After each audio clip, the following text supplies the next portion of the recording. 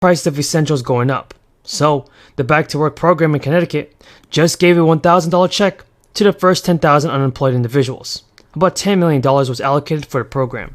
In Florida, some teachers and employers will receive a $1,000 payment. Teachers and first responders were eligible.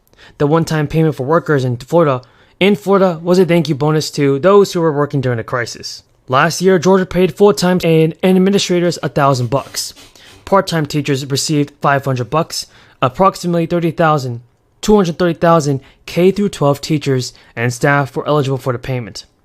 The city of Chicago will also be giving $500 to 5,000 low-income families as part of its guaranteed basic income pilot program. The payments are expected to begin this year. Maryland also gave eligible residents payments for $500. According to the Comptroller's Office, a total of 422,000 Maryland residents were eligible to receive these payments.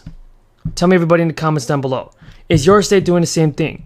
Has your state given you a state stimulus check or even a local stimulus check? Tell me in the comments below.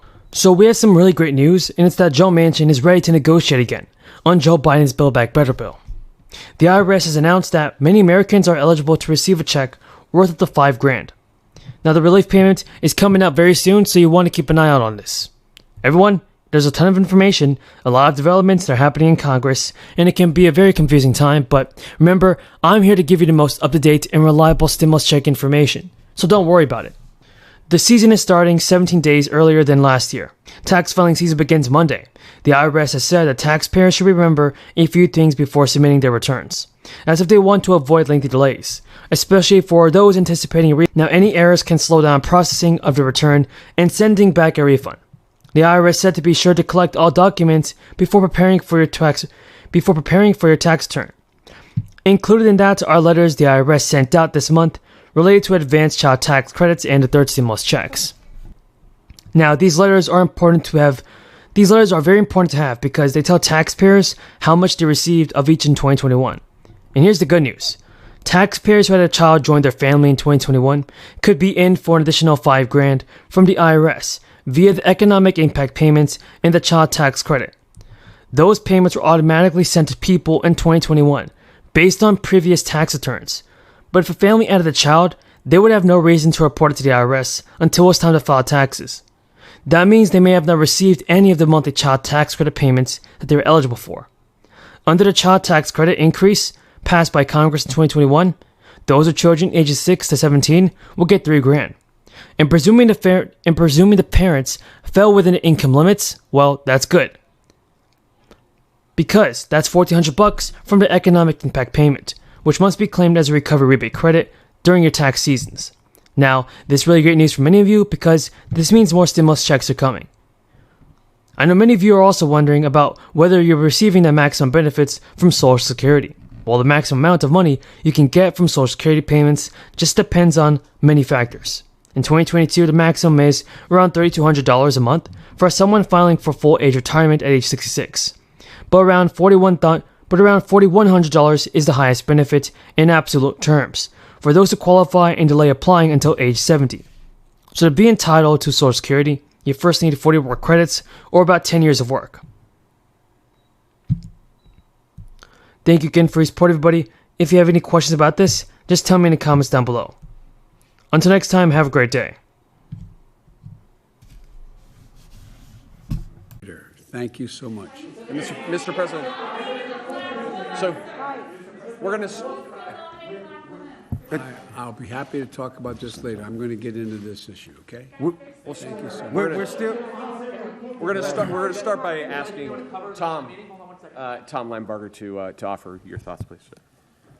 Yeah, thank you, Mr. President. It's an honor to be To here. Supreme Court, Tom? I'm just going to demur on that one, but it's really an honor to be here. Thank you for inviting me to this event, and I just want to say that. Come on, guys, let's move this. I just wanted to say that I think that climate change is the existential crisis of our time, and I know that I would not want to be sitting in my living room with my kids and grandkids and not say that I made every effort I could to address it. And working at a company like Cummins, which has been an innovator for a long time, I think we can make a big investment and a big effort to address climate change in some of the toughest to abate sections in the economy, trucks, construction equipment, and things like that. And that includes batteries, hydrogen fuel cells, and other important technologies. And we are investing significantly in those. But we can't do it alone. The truth is we need investments. Tax credits in the Build Back Better Act for hydrogen and clean trucks will play a big role in getting all of us to invest in infrastructure and other things that we need to get this going. And I just want to say that I think we're out of time.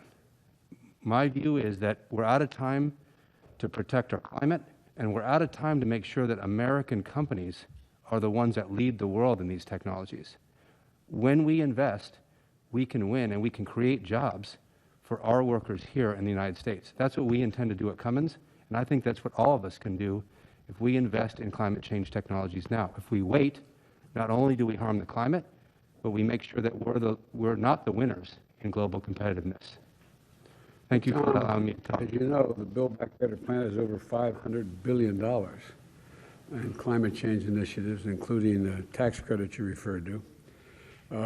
You're one of the world's largest engine manufacturers, and they tell me you have nearly, what, 60,000 employees now? And, you know, you've talked about being raised, I read a little bit about you talked about being raised by a single mom who worked through school caring for you and your brother. And for your employees and for your mom at home, what is the benefit of the Build Back Better provisions relating to child care? I mean, from a business standpoint. Mr. President, I would just say that my mom would be incredibly honored to even be in the conversation at this table. Thank you for bringing her up. Hey, let me tell you something. She's a big part of my life, and I'm very grateful to her. I know that she's proud of me for playing the role that I'm playing in the economy, and especially for addressing such an important issue as climate change. And you know, I would just say that we're going to make whatever investments we need to do our part. And I really appreciate the efforts of this administration to put the climate first in this Build Back Better Act. And I hope that our leaders can see the future and the importance of the future and the investments that need to be made to make sure climate change is addressed. Well, Tom, on the part of the program that's referred to as the social spending, what, if there is, if you think there is, what from a business standpoint does the child care, the being able to have the child care tax credit, so you're going to have, instead of paying 14 grand, for example, if you live in New York or wherever, paying half of that, what does that do from a business perspective for you? At Cummins, we've always been thoughtful about not only how our